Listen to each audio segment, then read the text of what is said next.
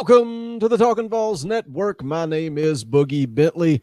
Just wanted to drop a video about yesterday's practice and also look ahead to the big scrimmage that takes place tomorrow. But man, just a big week for Tennessee athletics across the board. Rick Barnes landing 2 big commits for the basketball team. The Indy Kid continues to keep you guys up to date there, so make sure you go check out those videos. Also, Josh Heupel gets the ball rolling for the 2022 class in football recruiting after back-to-back commits, Elijah Herring and Vincent Sneed. I know some of you guys aren't happy. I get it. Nothing is ever good enough. Some of you are calling it 3-star U, but it is what it is. Tennessee's been down. They're coming off a 3-7 season. Looking at NCAA, allegations, the investigation is going to be wrapping up. There's going to be some penalties for that. We know that. But we also knew that Josh Heupel had his hands full. He's going to have to take care. He's going to have to take what he can, and he's going to have to take care of business. He's going to have to develop talent and win on the field, and that's it. But also, like I said, I wanted to mention athletics across the board. This baseball team has a huge series against Vanderbilt that kicks off tonight. Number 3 Tennessee against number 2 Vanderbilt. First pitch 7 p.m. inside Lindsey Nelson Stadium. I think they're opening up to 50% capacity, so that place will be rocking. Josh Heupel and some of the football players planning to be in attendance. Just going to be a huge opportunity for Tony Vitello in that program. Don't be surprised if the Indy Kid doesn't drop some baseball content over the weekend as well. But anyways, guys, that was a long-winded intro, but just a big week for Tennessee, and that's going to continue into the weekend. But let's get into some practice notes. As always, though, make sure you do go ahead and smash that like button just below the video here. Press that little thumbs up. Also, guys, make sure you're subscribed to the channel. We plan to go live on Sunday evening at 6 p.m. Should be plenty of time for the baseball series to wrap up against Vanderbilt. We'll be talking about that. We'll be talking about this football scrimmage and maybe some hoop news as well. But let's go ahead and transition here. Again, what I'm noticing right now is we got a bunch of guys who love to play, and they believe in what Coach Banks is doing defensively, and they're flying around and getting used to the tempo of our offense, because our offense now they play faster than heck now. So it's a process of putting in a new defense and then playing with that sort of tempo. You got to make split-second decisions. And those guys are understanding now they got to beat them back to the ball. They got to get the call. They got a second to process what their responsibility is, and then they go execute. So, it's been a process, but every single day we've seen these guys taking steps forward, and every single day they just love to go out there. They practice every day if we let them. How can you not love that guy? How can you not love Coach Eckler? Sounds like we've got a group of guys that are having fun. They're putting in work. But yeah, let's go back to the practice field for the football team yesterday as they try to continue to build momentum into tomorrow's scrimmage. Heupel's calling it the biggest scrimmage of the spring, similar to the regular season. They say you make the biggest jump from week 1 to week 2, and he's approaching these scrimmages the same way. But going through practice, the quarterbacks continue to rotate the reps. Yesterday, the order was Bailey, then Hooker, then Maurer. They worked on avoiding pressure, also some routes on air, some deep balls, as well as option routes and trying to make the right reads. The running backs worked on ball security, and Tyon Evans got a chance to lead the way. I know he's been limited. I'm not sure exactly how limited after the media leaves practice, how much work he's actually been putting in, but he's a guy that you would just have to think is behind at this point. We continually praise this running back room, Jabari Small, D. Beck with Jalen Wright, even T. Hodge. These guys have been putting in work, and they have been getting praised for it. Still good to see Tyon Evans out there a little less limited yesterday. But jumping over to the defensive side of the ball, Warren Burrell, Kenneth George, both in black jerseys. Not sure how serious that is.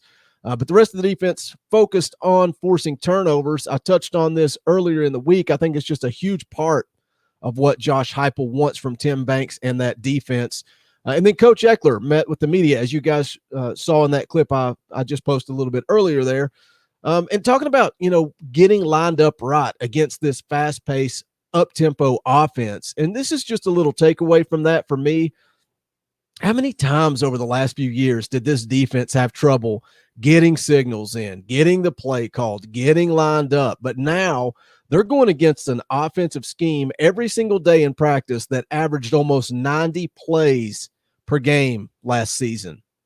So I would imagine that when fall rolls around, I would hope that when that happens, when fall rolls around, that they are going to be able to get that play called. They're going to be able to get lined up, and they're going to be able to play loose and fast.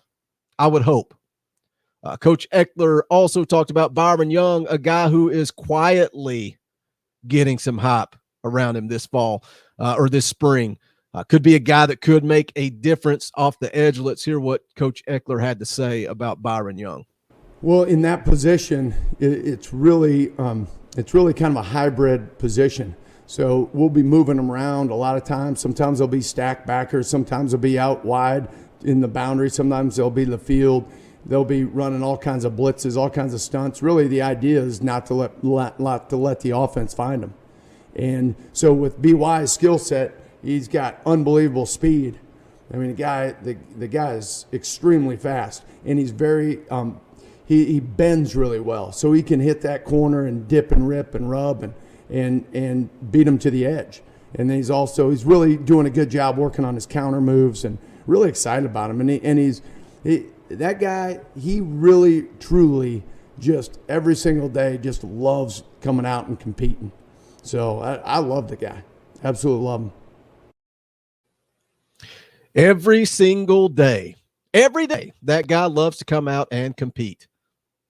Go back and look at the video I did yesterday, and the looks on these kids' faces. They're having fun. They're excited. It's not work when you love what you do. And I said that yesterday. I say it again today. These kids are having fun. The atmosphere is changing. All that tension last year, all the question marks, looking for leadership, constantly saying we need players to step up and lead. What's kind of hard for players to step up and lead when they have no one leading them? There was no leadership from a coaching standpoint. We're seeing a difference this year. People can mock Coach Heupel and they can talk about his leadership drills and all the stuff that he did leading up to spring practice. We're seeing it pay off. And I have to reiterate over and over, I know that doesn't mean wins on the field, but it's a step in the right direction. The energy that's surrounding this program is just different right now. It's different.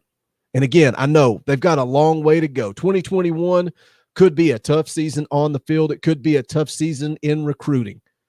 But at this point in time, we have to realize that it is what it is. I'm willing to be patient.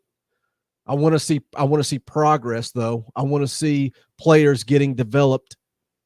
I want to see improvement from week to week once fall rolls around. That's going to wrap it up for this video. Leave me a comment. Let me know. I know some of you guys, you're split on this. Some of you guys are starting to buy in. Some of you guys are listening to me come on here and get hyped up and fired up and talk about the energy and the atmosphere, and you're getting sucked into. You can't wait till this fall. Some of you say that you're out, that you've been a football fan of the University of Tennessee for 53 years and you're not watching them again. You're done. But you're still here. You're still here listening to Talkin VAWLS in the middle of April. Something tells me when fall rolls around, you'll be right there.